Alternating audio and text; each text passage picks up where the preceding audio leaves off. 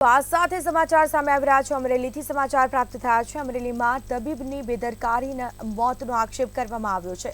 તો તબીબની બેદરકારીથી મોત થયાનો આક્ષેપ કરવામાં આવ્યો।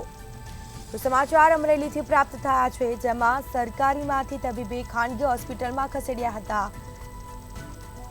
જેમાં મોતનો આક્ષેપ કરવામાં આવ્યો છે। રાજુલાની સરકારી હોસ્પિટલમાં ખેડૂતને લઈ જવામાં આવ્યા હતા। તબીબે પોતાની ખાનગી હોસ્પિટલમાં ખસેડ્યા હતા।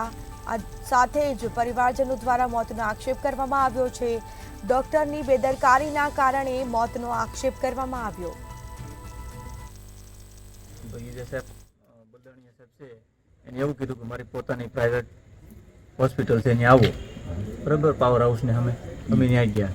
પછી કે તમે જમી કરીને આવો તો મને ફોન કર્યો તો હું પહોંચી જાય। એ ત્યાં ટૂંકમાં આવી ગયા। એટલે પહેલો બાટલો સીડાવ્યો, પહેલો બાટલો ચડાવીને પછી એમાં કાંઈ ન થયું, અને બીજો કોઈ બાટલો ચડાવ્યો ને એમાં ચડાવ્યા ભેગું તે રિએક્શન મળ્યો આવે અને તબિયત લથડી વધારે, અને ટૂંકમાં જ્યાંથી તે જાતી તકલીફ થઈ ગઈ।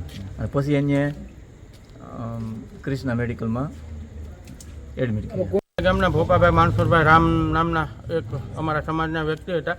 એ અહીંયા પહેલાં સિવિલ હોસ્પિટલમાં આવ્યા હતા અને સિવિલ હોસ્પિટલમાં સારવાર હેઠળ હતા। ત્યારે અહીંના ડૉક્ટર બલદાણીયા સાહેબે એવું કીધું કે તમે મારી પ્રાઇવેટ હોસ્પિટલમાં આવી જાઓ, ત્યાં હું તમારી ટ્રીટમેન્ટ સારી રીતે કરીશ। એટલે તો એ પછી અહીંથી આ લોકો અહીંયા ઝડપથી સારું થાય એ માટે તેની પ્રાઇવેટ હોસ્પિટલમાં ગયા હતા। જીએબીની સામે કંઈક હોસ્પિટલ આવેલી છે, તો ત્યાં સિવિલ હોસ્પિટલમાં ગયા હતા। ત્યાંથી એને બાટલો ચડાવ્યો અને પછી ઇન્જેક્શન આપતા એને કંઈક બીજી રીતે કંઈક ઓલું થતાં પછી સિવિલ હોસ્પિટલ બીજી ક્રિષ્ના હોસ્પિટલમાં ત્યાં લઈ ગયા, અને ક્રિષ્ના હોસ્પિટલમાં એ ભાઈનો મૃત્યુ પામ્યા છે। તો આજે અત્યારે સિવિલ હોસ્પિટલમાં આ લોકોને બધાને લાવ્યા છે ને અમારા સમાજના આગેવાન સહિત આ ડૉક્ટર બલદાણીયા સાહેબ સાથે ડૉક્ટર બલદાણીયા સાહેબ સામે યોગ્ય કાર્યવાહી થાય અને સાચી હકીકત જે હોય તે સામે આવે। ફોરેન્સિક રિપોર્ટ માટે અમે કહી રહ્યા છીએ કે ફોરેન્સિક રિપોર્ટ માટે લઈ જાઓ, અને અમે અપીલ કરીએ છીએ કે આ લોકોને જે કાંઈ યોગ્ય ઓલું હોય તેની તપાસ થવી જોઈએ।